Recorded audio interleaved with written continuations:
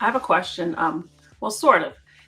It's my question, but Marcus from Oz said content versus story, and I would also add lore because that's another way that you collectibles are kind of lore too.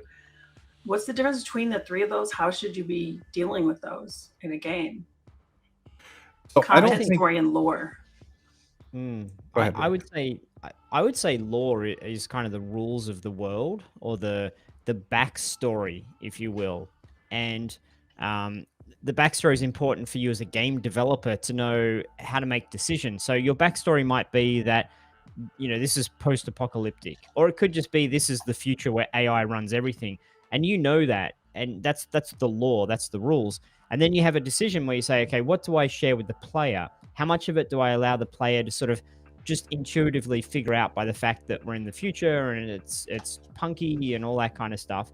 And how much do I actually explicitly tell them? So I think story or narrative is where you actually tell them this is what's happening, and Right. lore is where you allow them to just feel it and discover it. And lore is also how you make decisions yourself as a developer. And then Yeah. content, normally I think content is something that you have to physically build or create. So it's a piece of story or dialogue that you're saying. Like dialogue is content, the art assets is content, it's things that you have to physically make. Whereas story, you don't actually necessarily have to physically make. You can just have, here's the content, a character, and the character can be, old and all beaten up. So the story is this is an old war veteran. The content is the art asset itself. And then the lore is the rules of the world saying, okay, why are we here and what are we doing? So I don't know if that matches what you two think about that. Yeah, I think so. I think a good example when I played Destiny 1, there was a boss in one of the raids, and his name was Crota, son of Oryx, which was really, really cool. And I was like, oh, okay. I don't know who this guy is, but let's kill him.